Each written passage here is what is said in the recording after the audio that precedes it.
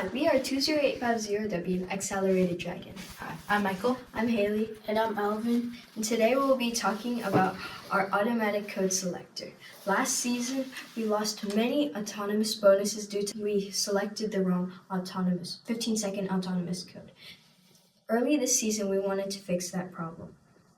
Our first idea was to put a reminder on the controller screen to make sure that we had the right code, but that would still require our Drive team members to double check to make sure that we had the right one. However, we wanted to make sure that this process was completely automatic. But the question was, how? So to solve this problem, we decided we could use the two distance sensors on our robot, the left one and then the right one, to measure the distance from the wall and determine which side we're on.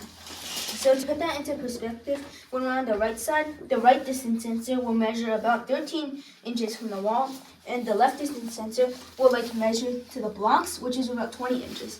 So how we determine which side we're on is to find the smaller distance, which is the right side. So if the right side distance sensor measures the smaller distance, we know we're on the right side. But if the left side distance sensor measures the smaller distance, we know we're on the left side. So after we found out this method, we thought that would be it, and we thought it would work perfectly. But in the competition, we realized that sometimes a referee or a field resetter would walk right in front of the robot, and then this distance sensor would detect their feet or something, and then would only measure maybe 4 inches. And then it would think it was on that side because the distance was smaller than 13 inches. Yeah, so after we made this discovery, we figured that our find the smaller distance method was not the most robust and will not be effective all the time in competitions. So we decided to change it. Instead of just finding the smaller distance, it checked if the distances are within an expected range. For example, if one distance sensor was between 13 and 15, and the other distance sensor was between 19 and 21. So that means if the right distance sensor was let's say between 13 and 15, let's say it was 14 inches, and the other one was 20 inches, then we on the right side.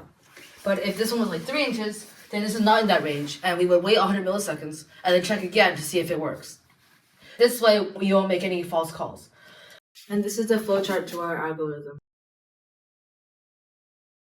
Additionally, if the readings time out or something is wrong with the sensors, then we always keep the manual mode, just change the autonomous side on the brain, so this can improve our reliability really well. If we need to detect which color alarms we're on, we can just install an optical sensor somewhere over here and then just detect the previous color. We hope that this video has helped inspire you to improve your robot and autonomous coding. Thanks for watching.